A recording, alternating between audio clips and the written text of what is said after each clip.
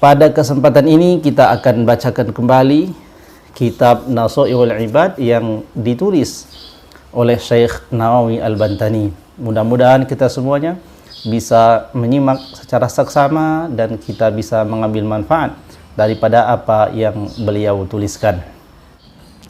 Bismillahirrahmanirrahim. Qala al-muallif rahimahullahu ta'ala, nafa'ana Allahu bihi wa bi'ulumihi fid dharain amin.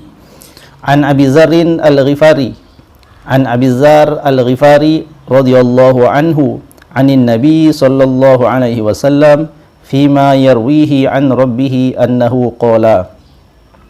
Daripada Abi Dzar Al-Ghifari bahwasanya baginda Nabi sallallahu alaihi wasallam telah meriwayatkan dari Tuhannya.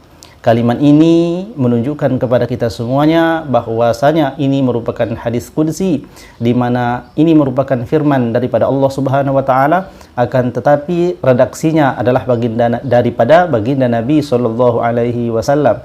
Maka firman Allah Subhanahu wa taala yang redaksinya dari Nabi dikenal dengan istilah hadis qudsi. Maka hadis qudsi ini adalah firman-Nya Allah Subhanahu wa taala yang disampaikan kepada Rasulullah, lalu Rasulullah yang menyampaikan dengan redaksi daripada beliau. Ya ibadi, Allah Subhanahu wa taala berfirman, wahai hambaku, inni haramtu zulma ala nafsi wa ja'altuhu bainakum muharraman.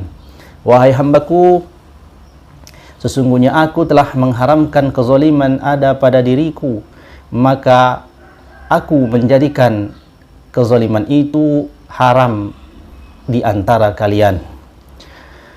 Fala tazalamu, maka janganlah kalian semuanya saling menzalimi.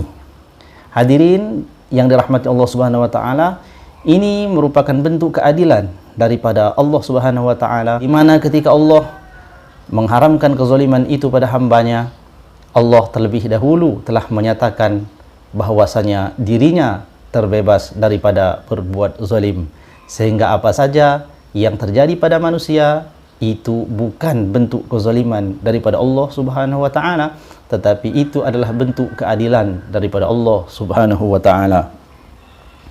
Ya ibadi, kemudian lanjutannya, ya ibadi, kullukum dhallun illa man hadaituhu fastahduni ahdikum.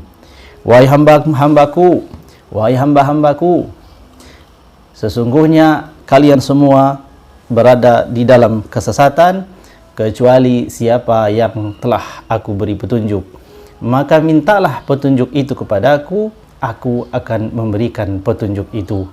Hadirin yang dirahmati Allah Subhanahu wa taala, ini merupakan salah satu isyarat kepada kita semuanya bahwa petunjuk ataupun hidayah ataupun segala bentuk kebaikan itu semuanya harus diupayakan. Ketika kita menginginkan keselamatan hidup, ketika kita menginginkan petunjuk dari Allah Subhanahu wa taala, maka sungguhnya jalan daripada petunjuk itu mestilah kita cari dengan cara kita bertanya, dengan cara kita belajar, sehingga kita mendapatkan petunjuk tersebut. Ada usaha dari kita, lalu dengan barokah daripada usaha tersebut dan kehendak Allah Subhanahu wa taala, kita mendapatkan petunjuk dari Allah. Ya ibadi, kullukum ja'i'un illa man at'amtuhu fastat'imuni ut'imkum. Wahai hamba-hambaku, sesungguhnya kalian semua ini berada dalam keadaan lapar, kecuali siapa di antara kalian yang telah aku beri makan, maka mintalah makan kepadaku, lalu aku akan memberi makan. Hadirin yang dirahmati Allah Subhanahu wa taala, setiap kita telah menyadari dan mengakui akan hal tersebut, bahwasanya setiap manusia yang dilahirkan ke bumi dalam keadaan lapar, dikeluarkan daripada rahim ibu kita dalam keadaan lapar, kita menangis dengan merasakan kelaparan itu, lalu karena Allah Subhanahu wa taala menitipkan rasa kasih sayang di dalam hati seorang ibu, lalu ibu tersebut memberinya makan. Pada hakikatnya Allah lah yang memberikan makanan itu kepada setiap manusia, dan seluruh manusia itu dalam kelaparan kecuali Allah yang memberikan mereka makan. Ya ibadi, wahai hambaku, kullukum arin illa man kasautuhu fastaksuni aksukum. Wahai hamba-hambaku, sesungguhnya kalian semua dalam keadaan telanjang, kecuali yang telah aku beri pakaian, maka mintalah pakaian kepadaku, niscaya kalian akan diberi pakaian. Hadirin, kita kembali mengingat ketika manusia dilahirkan, siapa di antara kita yang lahir dalam keadaan sudah berpakaian? Tentu saja semua manusia akan mengatakan bahwa semua orang yang lahir itu dalam keadaan telanjang. Lalu dengan kasih sayang daripada seorang ibu yang dititipkan Allah di dalam hatinya, seorang ibu itu kemudian memberikan pakaian kepada anaknya, lalu mengajari anak tersebut berbicara, mengajari berjalan, dan mendidiknya sampai menjadi orang yang memiliki akal yang sempurna. Hadirin, ketahuilah siapa yang melakukan itu semuanya, hakikatnya adalah Allah Subhanahu wa ta'ala. Maka bersyukurlah kita ketika kita diberikan Allah pakaian, sebab kita datang ke dunia ini, dilahirkan di dunia ini dalam keadaan tidak punya apa-apa, termasuk sehelai pakaian pun kita tidak punya. Ya ibadi, wahai hambaku, innakum tukhti'una bil-laili wan-nahari wa ana aghfiru dzunuba jami'a fastaghfiruni aghfir lakum. Wahai hamba-hambaku, sesungguhnya kalian semuanya dalam keadaan senantiasa berbuat salah pada malam dan siang hari. Sedangkan aku, kata Allah, adalah Maha Pengampun. Maka mintalah ampun kepadaku, aku akan mengampuni. Hadirin yang dirahmati Allah Subhanahu wa ta'ala, perkara ini pun adalah perkara yang kita akui, sebab tidak ada manusia di dunia ini yang bisa melepaskan dirinya daripada dosa kecuali hanya baginda Nabi sallallahu alaihi wasallam yang telah dijamin sebagai orang yang maksum, yakni orang yang terbebas daripada dosa. Adapun manusia yang lain, kita semuanya adalah orang yang senantiasa berdosa siang dan malam. Disengaja atau tidak disengaja, dosa tersebut menghampiri kita. Ketika kita keluar di pagi hari, kita berangkat ke pasar, maka kita akan melihat berbagai macam dosa yang pada hakikatnya sebenarnya kita tidak menginginkan dosa tersebut. Akan tetapi dosa-dosa itu yang menjadi penyebab daripada dosa itu tersedia dengan begitu banyak di tempat-tempat yang kita lalui.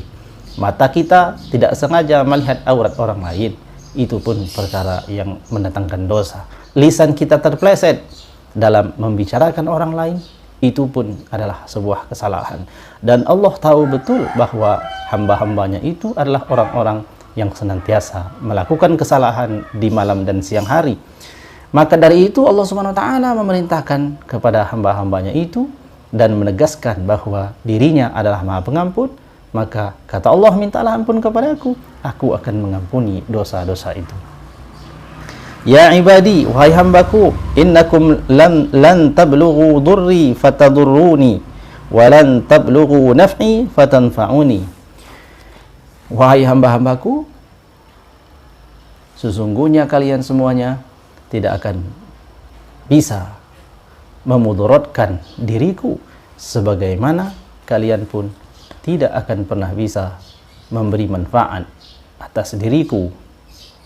Ya ibadi, law anna awwalakum wa akhirakum wa insakum wa jinnakum kanu ala atqa qalbi rajulin wahidin minkum ma zada zalika fi mulki syai'an. Wahai hamba-hambaku, seandainya seluruh manusia sejak yang pertama kali diciptakan sampai manusia yang paling akhir diciptakan, laki-laki dan perempuan dari kalangan jin ataupun seluruh makhluk yang Allah ciptakan itu, seandainya mereka semuanya melakukan ketaatan dan mereka semuanya itu adalah orang yang ketakwaannya sama sebagaimana ketakwaan orang yang paling takwa di antara mereka, maka ketahuilah, kata Allah, semua ketakwaan mereka itu tidaklah menambah sedikit pun daripada kerajaanku, kata Allah Subhanahu wa ta'ala. Maknanya adalah Allah itu tidak tersangkut pada makhluk. Allah tidak terpengaruh pada makhluk. Kebaikan ataupun keburukan yang diperbuat oleh makhluk sama sekali tidak ada pengaruhnya bagi Allah Subhanahu wa ta'ala. Sebab Allah itu adalah Al-Ghani, yang maha kaya. Makna yang maha kaya adalah tidak butuh pada makhluknya. Makhluknya berbuat baik, Allah tetap Allah. Makhluknya berbuat buruk, Allah tetap Allah, tidak berkurang dan tidak bertambah kekuasaan kerajaan daripada Allah Subhanahu wa taala. Ya ibadi, wahai hamba-hambaku, law anna awwalakum wa akhirakum wa insakum wa jinnakum kanu ala afjari qalbi rajulin wahidin ma naqasa dzalika min mulki syai'an. Sebaliknya kata Allah, seandainya seluruh makhluk dari kalangan manusia, laki-laki dan perempuan, yang awal dan yang akhir, dari kalangan jin, yang laki-laki atau perempuan, dari seluruh makhluk ciptaan Allah itu, seandainya seluruhnya melakukan dosa, dan dosanya itu adalah dosa yang paling besar, sebagaimana dosa yang dilakukan oleh orang yang paling besar dosanya di antara kalian, ketahuilah bahwasanya dosa seluruh makhluk itu tidak sedikit pun mengurangi kekuasaanku, kata Allah Subhanahu wa ta'ala. Ini sangat tegas bahwasanya Allah tidak terpengaruh pada makhluk. Yang butuh pada Allah itu makhluk, sedangkan Allah tidak butuh pada makhluknya. Apapun yang dilakukan oleh makhluk sama sekali tidak ada manfaatnya bagi Allah Subhanahu wa ta'ala, juga tidak ada mudaratnya bagi Allah Subhanahu wa ta'ala. Semua perbuatan makhluk itu adalah akan kembali kepadanya. Kalau ia baik, maka kebaikan itu kembali kepadanya.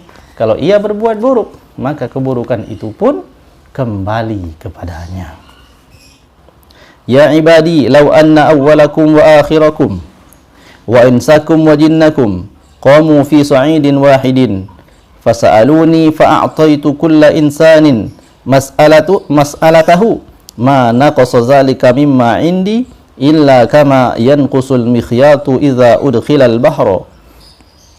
Wahai hamba-hambaku, seandainya seluruh makhluk dari kalangan jin dan manusia, yang awal dan yang akhir, semuanya berada pada suatu tempat, lalu mereka semuanya meminta kepada Allah Subhanahu wa ta'ala permintaan-permintaan mereka semuanya.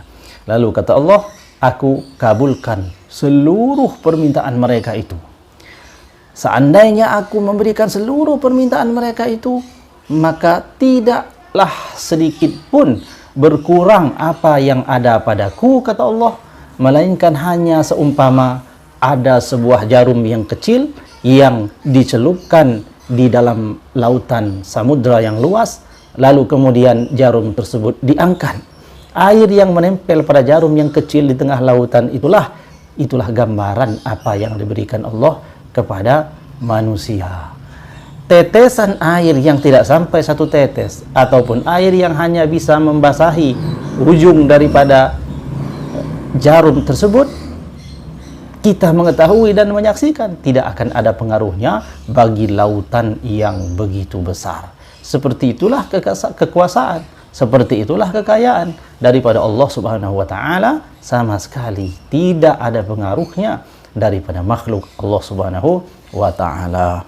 Ya ibadi, wahai hamba-hambaku, innama hiya a'malukum uhsiha lakum summa uwaffikum iyaha faman wajada khairan falyahmadillaha wa man wajada ghairu zalik fala yalumanna illa nafsahu, rawahu Muslim. Wahai hamba-hambaku, sesungguhnya setiap amal perbuatan kalian itu akan diberikan balasan-balasannya. Maka barang siapa yang menemukan balasan itu berupa kebaikan, maka hendaklah ia bersyukur kepada Allah Subhanahu wa ta'ala dengan mengucapkan alhamdulillahi rabbil alamin.